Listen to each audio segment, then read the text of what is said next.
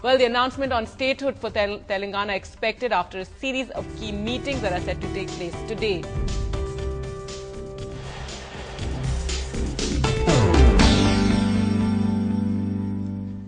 The UPA core group and Congress working committee meetings are scheduled to take place between 4 to 5:30 p.m. this evening. Now, the hub of the meetings will be the Prime Minister's residence. The Prime Minister, Sonia Gandhi, Rahul Gandhi and senior Congress leaders will be attending these meetings. Now, the who's who of Telangana are also camping out in Delhi. The Chief Minister, Deputy Chief Minister, senior ministers of Andhra Pradesh are heading for Delhi this morning. Sources say the decision to create Telangana will trigger protests within the party and that Chief Minister Kiran Kumar Reddy is upset, but he's been persuaded not to resign in protest. Digvijay Singh, in charge of Andhra Pradesh, who's been holding discussions with the state leaders, admitted that it was not an easy decision, but everyone has been heard on the issue and their point of views have been taken into account.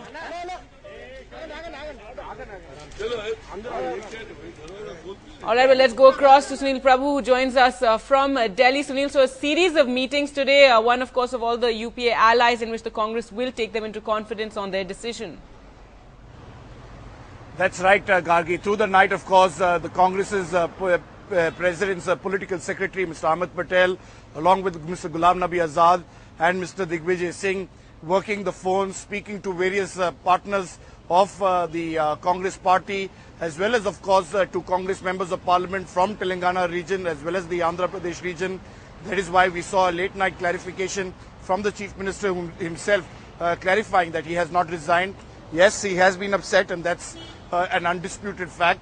But they have been all told, all the Andhra leaders, all the Rayalaseema leaders, as well as the Telangana leaders, to abide by the Congress party's decision. Whatever the Congress working committee takes decision in should be accepted and all should abide. Of course, the writing is on the wall. We can read between the lines. As you saw in that interview to Digvijay Singh gave to us, he was quite categorical in making that huge political point that it is the Congress party which has, after deliberations of 10-12 years, finally decided to act, putting the onus and the blame on the BJP for not acting in 2000, when at least a few MLAs had made a demand for a separate state of Telangana. At that time, Mr. Advani refusing to send it to the State Assembly. So the political point has been made by the Congress party, and of course now the stage is set.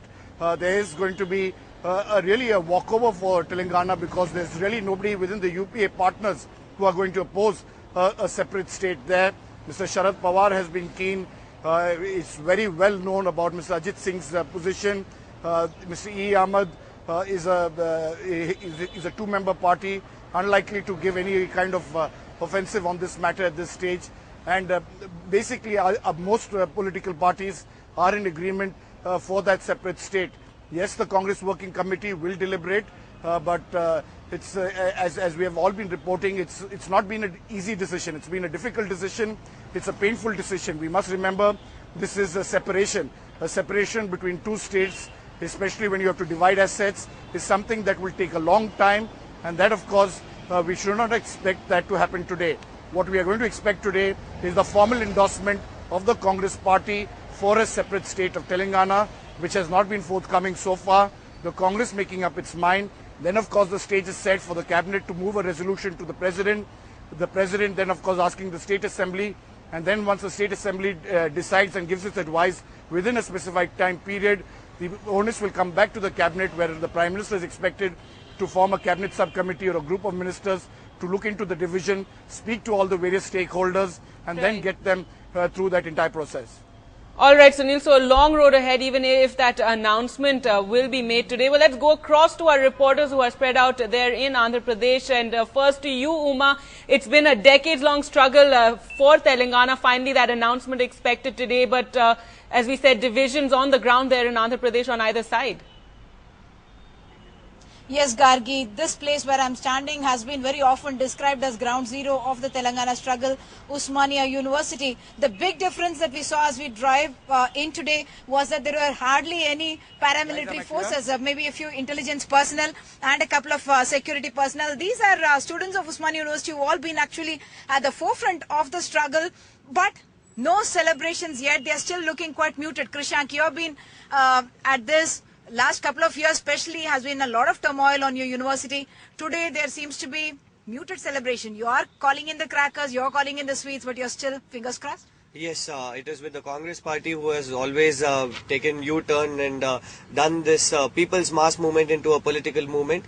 So we are once again having our own apprehensions before we get on to celebrations, because until and unless the bill is passed in Parliament, then probably we cannot believe in Congress, because Kiran Kumar Reddy again, he is being a troublemaker, trying to put this resignation drama, which earlier in 2009 also they have... He has denied it incidentally.